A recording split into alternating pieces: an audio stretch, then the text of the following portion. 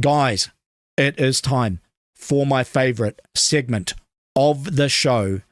Welcome back to Fun with Fountain Pens. Here's a house. Here's a door. Windows 1, 2, 3, 4. Ready to knock? Turn the lock. 10 school.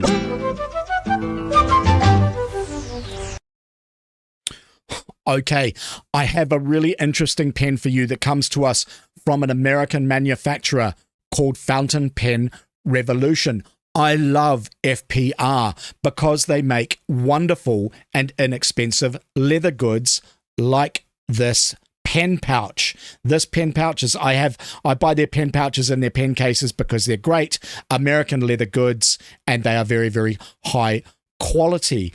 They released a pen that I thought I would try a couple of years ago called the FPR Himalaya. I bought it because it's really similar in finish to this pen that I showed you the other day. This is what do you call it? Oh goodness, it's my favorite pen, and the name of it's gone out of my mind. It's the goodness, I sorry guys, it's completely gone out of my mind. I can't even just. Goodness, I'm just having a senior moment. All right, well, I bought it anyway because the finish is similar. This is kind of like, it's sort of like a retro 1950s approach to doing a sort of a mottled pen inside acrylic, and I bought it for its similarity. Now, the thing is, with FPR, aside from their leather goods, they got into doing a range of pens, and it was quite similar, I thought, to Noodlers, who get pens made for them to their designs in other parts of the world that are pretty good quality. I don't think FPR does as good a job as Noodlers does. A pen like this Himalaya, this is the Model 2. There was a version 1, this is a version 2. Goes for about $80, which is quite expensive. The Noodlers, which are better pens in my opinion, go for $20 or $30 less expensive. But I will take you through this pen and tell you what I like and what I don't like. The first thing is I like the finish. That is why I bought it. It is a very, very attractive pen. It has a size 5 steel nib. This was the other attraction for me, was that the pen has a 1.0 stub. Now, stub nibs generally come in a 1.1, a 1.2, or 1.5, even as broad as a 1.9. This is quite a subtle effect in terms of line variation because it's just a 1.0, which I'm going to demonstrate to you now. You'll see that the lines are quite thick on the downstrokes, whoopsie, and quite thin on the cross strokes. This has the effect of giving subtle line variation, which is quite lovely and is usable by someone with a left hand or a right hand. What I don't like so much about this pen is that the nib is a size 5. There's nothing wrong with a size 5, but I do prefer a larger nib. There is a little bit of flex in it, but you've always got to be careful putting pressure on a size 5 nib. They don't flex as much as nibs that are larger. The filling mechanism on this pen is a cartridge converter. Cartridge converters is my least favorite filling mechanism on a pen, but what I do quite like about this one is it's a plunger. You plunge it in to suck up ink, you pull it out and to suck up ink rather than twist it on some cartridge converters. All right. The body is not actually translucent. You do need to open up the pen to see what your ink level is. A pen like this, as I say, goes for about $80. It is quite good to have. I think it's a little bit overpriced.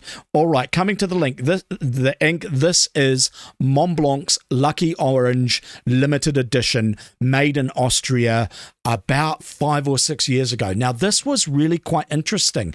This limited edition ink, which means that Montblanc only made it for 1 year, was unusual because of its color. It was orange. Orange was not an ink that I had seen around from anyone. It was just a color that no one actually ever did. And then Montblanc bought out this limited edition. I think it was something to do with Chinese New Year. Something to, Chinese New Year, the animals change and things change with Chinese New Year. And for some reason in Chinese culture, I think that year the color orange was important. So Montblanc bought out this orange special edition ink with a particular focus, I think, but I'm not sure, upon the Chinese market.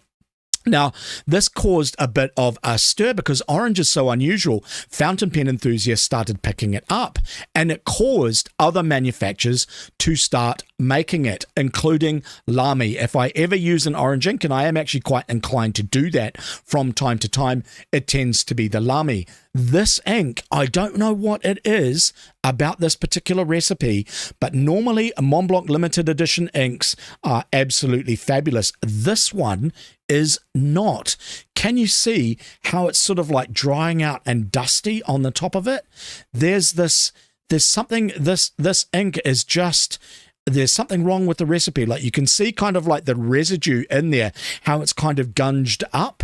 I have bottles of Montblanc ink which are 20 years old that don't have this effect, that don't have this sort of dusting. Something went wrong with it. However, this limited edition ink, as far as I know, is the one that caused a resurgence, or in point of fact, birthed a tendency, a fad even, for orange ink. I'm not sure if many people around and about actually use orange ink other than me, but I quite like it because I have some pens that it actually rather matches with. All right, guys. I hope you found that entertaining. This is the Fountain Pen Revolution version 2 Himalaya with a 1.0 stub. I like this pen. I do think it is overpriced for what it is. If you are in the market for a pen like this, I would recommend a Noodler's pen over this one, and the Montblanc Special Edition orange ink. I hope you found that entertaining. Guys, I only have 5 minutes to go. I'm going to play you a little bit more music, read the comments in the chat, and then say good evening. You are watching SimonTV.